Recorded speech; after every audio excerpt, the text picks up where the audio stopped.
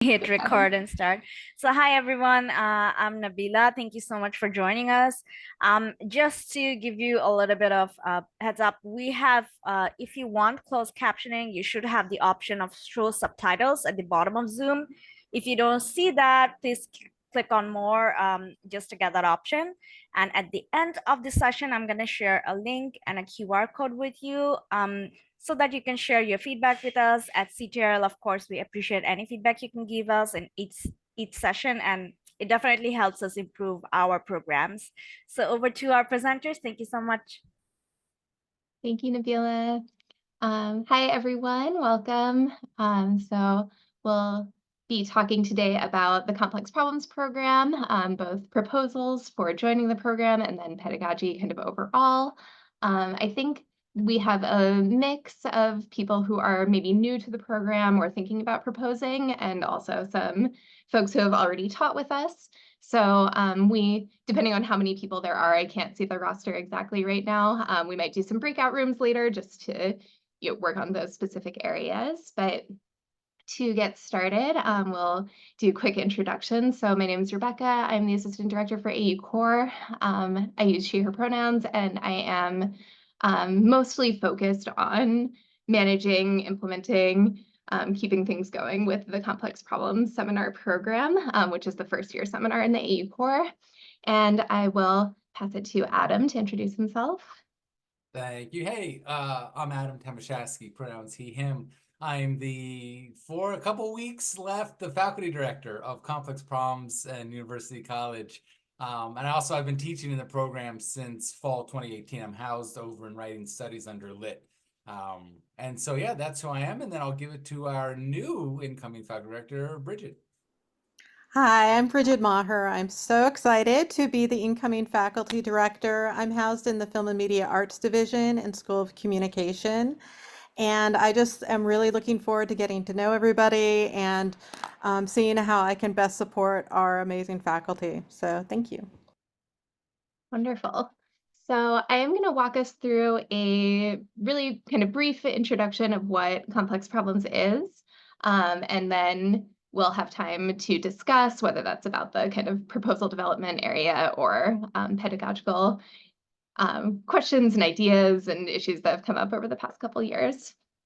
So just to situate us quickly, the Complex Problems program is part of the AU Core curriculum. So as you may know, that is a curriculum that all of our undergraduate students take, starting with foundations courses, moving into habits of minds, and taking integrative courses. So it is meant to be taken throughout the 4 years of their undergraduate education. And the Complex Problems, as I mentioned, is the first year seminar, so it is taken in the first year along with a couple other foundations. And then those other classes happen later on in their journey. Just to dig into the foundations courses a little bit, CP is situated with the AU Experience class, which some of you may be familiar with. The writing requirement, writing 1, is typically a 2-semester requirement. So students take that in both fall and spring. And then also their quantitative literacy 1. And these courses are meant to kind of collectively bring students into the AU academic community. So thinking about how to join a community of diverse learners, starting the academic inquiry-based approach, which is really valued at AU, and will be then dug into more deeply as they go into those habits of mind and integrative courses. And then as their foundations, they lay the groundwork for their subsequent studies. So these are really meant to be, in a way, like academic transition courses, and making sure that students have those skills that they need to be successful at AU. So going a little deeper into what Complex Problems is, these are just a couple titles that I pulled on the slide, and we'll go deeper into what all those different topics might look like.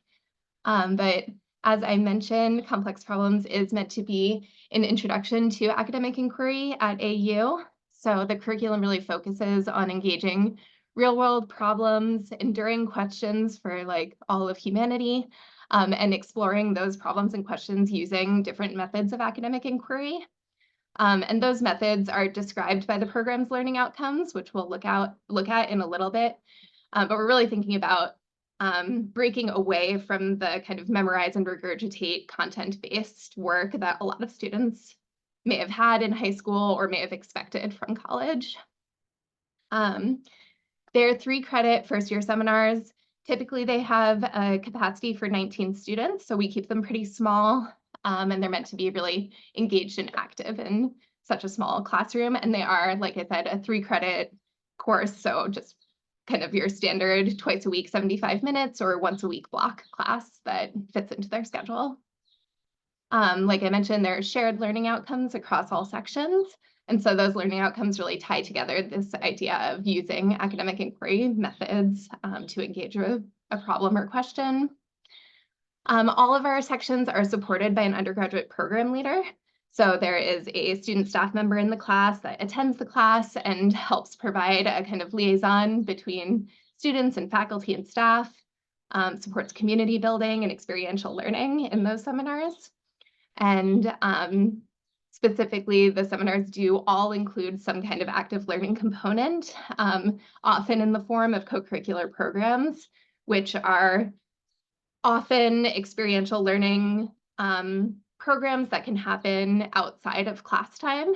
Occasionally, they happen inside of class time as well, but it's something that is really tying the seminar content to experiences that students can have, whether that's on campus, in DC, or even more socially and community focused. So we also have the opportunity for those who are new to complex problems to teach these seminars to various communities on campus. So every student will take a complex problem seminar, but it is possible for students to take the seminar within a living learning community, such as University College, AU Honors, the District Community Impact Scholars, which was previously known as CBRS or Community-Based Research Scholars, or the Lincoln Scholars. So there are a couple different special communities that you might want to think about if you're proposing a complex problem seminar that you'd be interested in working with those living learning programs. And every student will take the class at some point. So there are lots of sections available that are not tied to the living learning programs as well. Any questions so far on the basics of CP? I feel like I'm running through these.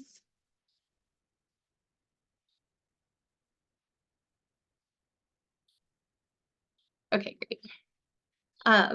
So like I said, taking a little bit of a deeper dive into the complex problems learning outcomes. These are really important because they really anchor the course across all these different variety of topics, these different communities that students can take the course in.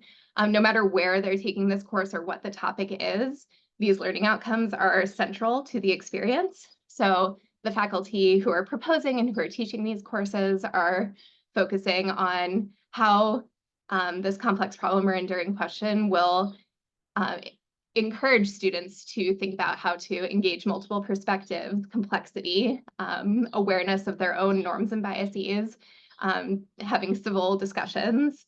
There are some communication learning outcomes around being able to communicate to various audiences, organize your thoughts, incorporate sources into your work. They'll also be practicing critical reading, which is obviously really tied to both of those learning outcomes, but they'll be reading sources, whether that is actual text or cinema or museum exhibits, interviews, different types of things. We try to keep it really open in terms of what students are exposed to, but they'll be reading and interacting with those sources. There is a component of reflection that we ask our faculty to incorporate, which includes both, giving and receiving feedback, feedback amongst peers and faculty to student, but then also a metacognition component, which is where we really want students to start thinking about their own learning journey. So that could take the form of receiving feedback on a paper, making changes on the paper, and writing a reflection about what they learned from that process. But it can also be journaling throughout the semester or different types of reflective work. I think sometimes also the reflective work comes in when you're thinking about alternative pedagogies like ungrading and self-reflection grading. So there's a lot that can happen in that space. And then finally, the integrative learning component is where we really expect those co-curricular programs I was talking about to occur. So really connecting the academic experience with other things that are happening in the world. I don't always like to say real world because academics is real in a lot of senses. But you know, the moving and changing city that we live in, country that we live in, world that we live in, there's so much going on. You make connections with guest speakers and professionals in the field, people who are, you know, going through the lived experience of the problem that you're studying, different exhibits or different ways of approaching that. So, you know, it really all comes down to thinking about these problems and questions from as many perspectives as possible and really bringing those to light and lifting them up and the importance of studying these different problems. So a little overview of who participates in the Complex Problems program, the faculty, potentially like yourselves, who are interested in proposing or who are teaching. So they are faculty coming from all schools and colleges. It's not noted on here, but they do have to hold a full-time appointment in one of those schools or colleges at AU. So full-time faculty, but for example, it's not limited to CAS or to SOC or one particular department. We have faculty from all over the university. Faculty propose special topics based on their expertise, research interest, or passion projects, or kind of any combination of those. We have some faculty who have 3 different seminars because they have so many different areas of interest. So that's a place where you can kind of break out of just the specific disciplinary work that happens in your department. Our faculty do commit to teach the seminar at least 3 times, preferably within 3 years of proposing the course. That's something that we work with the departments to make sure that that fits into all of our faculty's teaching schedules. This is a course that is taught on load. So if you teach a 3-3 and you're teaching CP, then you would have like 1 CP and 2 classes in your department for a semester. We do hope and encourage and invite our faculty to participate in events, to meet and collaborate with other CP faculty. It's an exciting and vibrant program, and there's a lot of cool experimental pedagogical stuff you can do in this space. So we really like all of our faculty to be active, talking to each other, sharing ideas, and just working together in a lot of ways.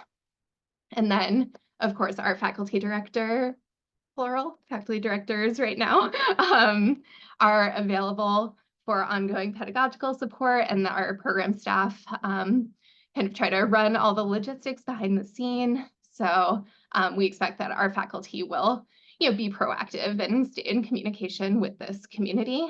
So it's just something to be aware of if you're proposing a course.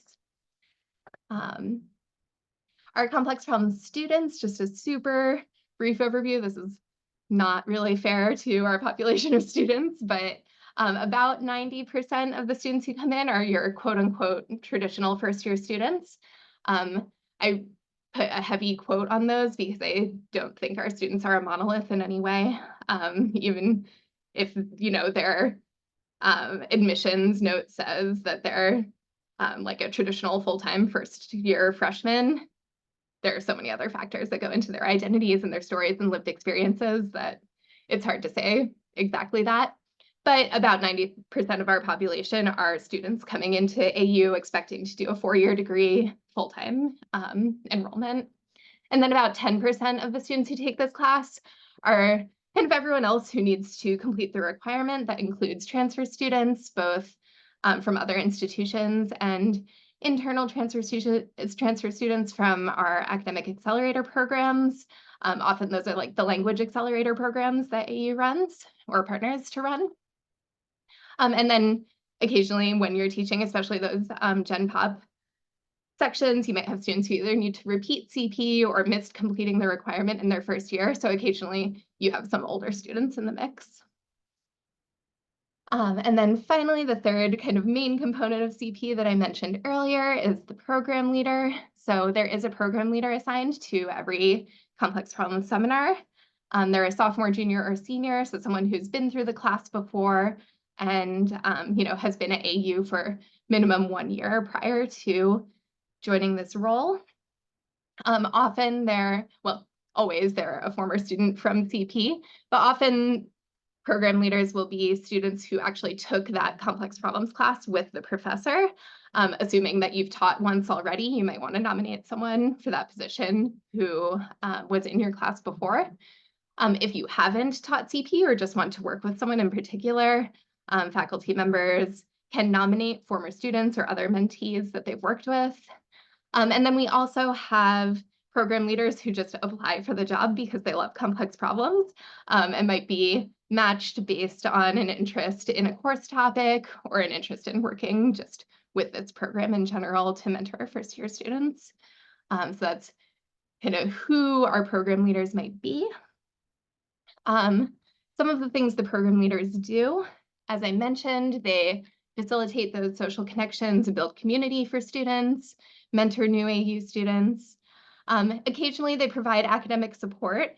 They're not meant to serve a TA role, and so their academic support might look more like helping students navigate Canvas or figure out where the documents are that they need to access, more so than tutoring, for example.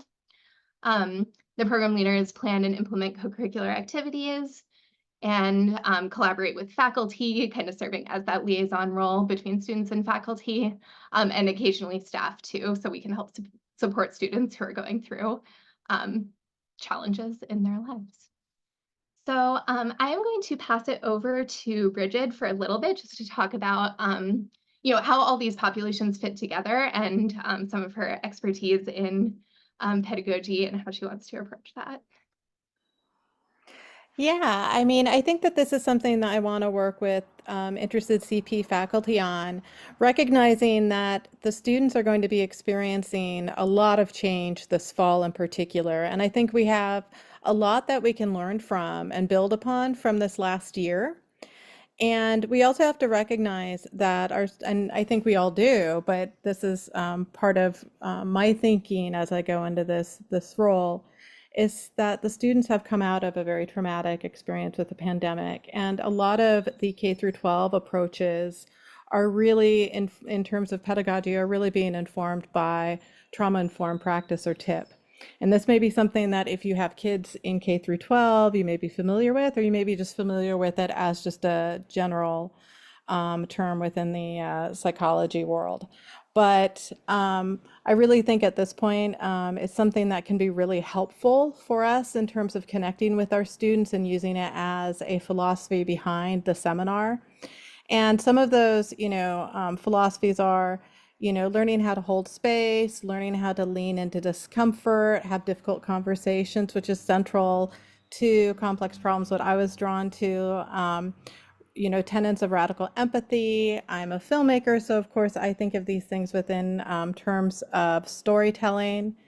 And then I want to see how I can provide as much support as possible this coming semester and, the next 3 years with how to have difficult conversations. And so what are some of the quick tips in terms of, engaging in challenging conversation? So that would be the next slide. And so one of the things I'll be, working with the team on and fellow faculty is, we are all, have our different frameworks and our different experiences that we can share and learn and build upon in terms of having difficult conversations.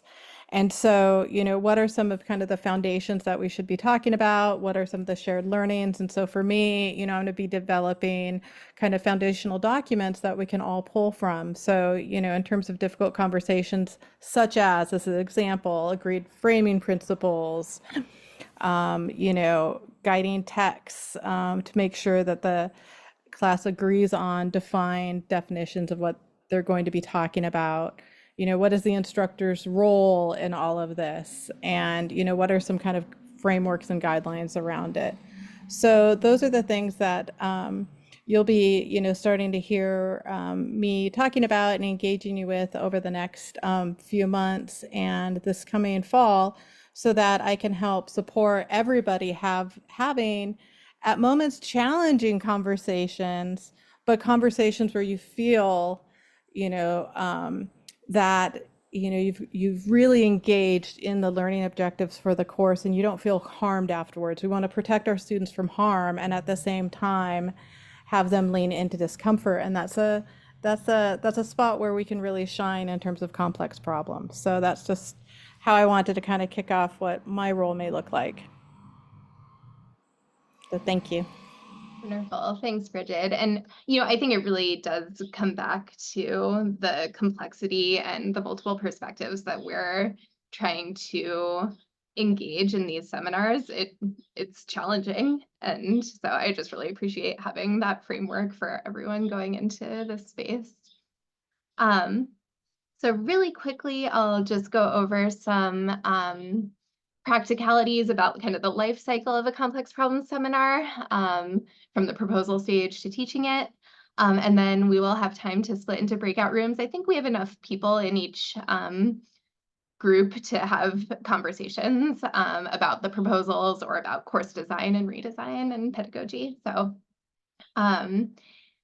as I mentioned in the proposal stage, what a lot of you are here for. So we think of the course proposal as really the first step, the kind of introduction of what kind of problem you want to explore, and how we can kind of bring you on board to the complex problems program, especially since we're asking faculty to teach like all these new learning outcomes and this work with a program leader for the first time. There's just kind of a lot of information to pull together there. So we offer one-on-one consultations as you're preparing your proposal with the faculty director, staff, or other committee members. We offer workshops like this occasionally, usually like once or twice a year, depending. And then when you do get to the point of submitting your proposal to the committee, it's a committee that is made up of faculty members from every school. And so they review the proposals to make sure that they're aligned with the learning outcomes and the purpose of the program. And proposals can receive like an approval, a clarification, or a revision. They're never rejected outright, but instead we go through an iterative process to build a seminar that will be good for this program and aligned with the learning outcomes. Once you have an approved proposal, you'll be in the course design stage. So we really encourage faculty and CP to take advantage of CTRL workshops. I know during this May faculty workshops, there's been the Course Design Institute, which is an amazing resource, and they often offer that multiple times throughout the year. But there are lots of wonderful pedagogy workshops that CTRL is running. And then we also have some specific resources for faculty and CP. So we have a SharePoint site with a faculty hub and a lot of different things you can click to get the information you need. Included in that is a syllabus checklist and review to make sure that all of our faculty are using those shared learning outcomes. And we do review those prior to the first semester that you teach the seminar, although we really don't review them for much detail beyond making sure that a couple basic elements that tie all the CP seminars together are in there. And then I'll just, start planting the seeds now to hope that faculty will join some of our opportunities to help with program assessment. And that can be anything from joining a committee that meets every other week to just, sending a survey out to your students if we have one for that. We also occasionally have faculty share course materials, assignments, or student work so that we can maintain an assessment cycle. And then finally, so as you're continuing with the CP program, the opportunities to engage remain kind of the same throughout, but then we do have a 3-year renewal cycle. So like I mentioned, every 3 years, we ask faculty to reflect on their course. Do they want to teach the same course, apply to teach a new class, which would look like a new proposal, or maybe take a break from CP and come back. So we have that check-in every couple of years, and just maintaining continual communication. We try to have all faculty meetings once or twice per year, and maintain check-ins, through scheduling, through program leader placement, and all of those things. So I guess that's kind of what you can expect from the programs cycle. So I think that leads us to where we want to split into breakout rooms. I know there are a couple people here who are probably interested in proposing a new course, and Adam has been our chair of the subcommittee for the past 3 years and is your go-to person right now for the details of how to get a proposal through the committee, get that approved. And then the other one, I would just love to have our kind of veteran faculty or faculty who've kind of got past the proposal stage already to chat a little bit more about some assessment things and pedagogy things that we've been working on. So if you'll bear with me, I'm going to make the breakout rooms, and I'll assign you based on what I know about you right now. But if you choose to switch to a different breakout room, I will not be offended. So let me work on that really quickly. I know breakout rooms are the ender of workshops, but I really hope that you'll stick with us to talk through this a little bit. And just FYI, you don't need to talk in mine if you don't want to, because I'm really just gonna be running through like the proposal nuts and bolts. And if you have questions, great. But if you just want to kind of lurk and listen, also great. That's how I like to do breakout rooms. It's just I'm a lurker. So if that's you, I see you, I feel you. All right. So I'm assigning everyone, Lindsay and Nabila, I didn't assign you for now, but feel free to let me know if you want to pop into something.